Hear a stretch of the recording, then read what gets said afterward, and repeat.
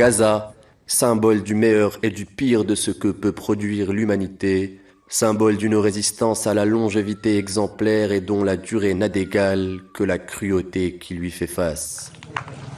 Une résistance mise à l'honneur et défendue au sein des plus grandes instances internationales, l'ONU, par la voix de l'UNRWA, a rappelé en ce jour que Gaza a connu au cours de cette année le bombardement de civils le plus intense depuis la Seconde Guerre mondiale.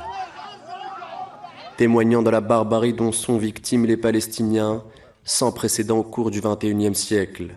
Gaza, c'est aussi le cimetière à ciel ouvert du droit international, un droit bafoué par l'entité sioniste depuis plus de 75 ans, au vu et au su de la scène internationale.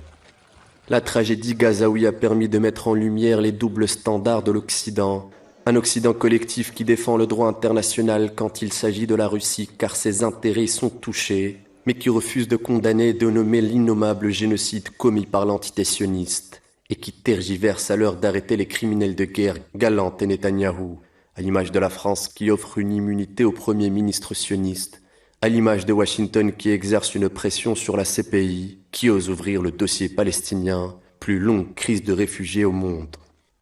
Gaza a permis à ceux qui déclaraient que l'Occident pâtissait d'une morale à géométrie variable de prouver par le terrain cette affirmation. Gaza a mis à nu un système fondé sur l'usage de la force, drapé dans des idéaux et des slogans d'humanisme et d'égalité.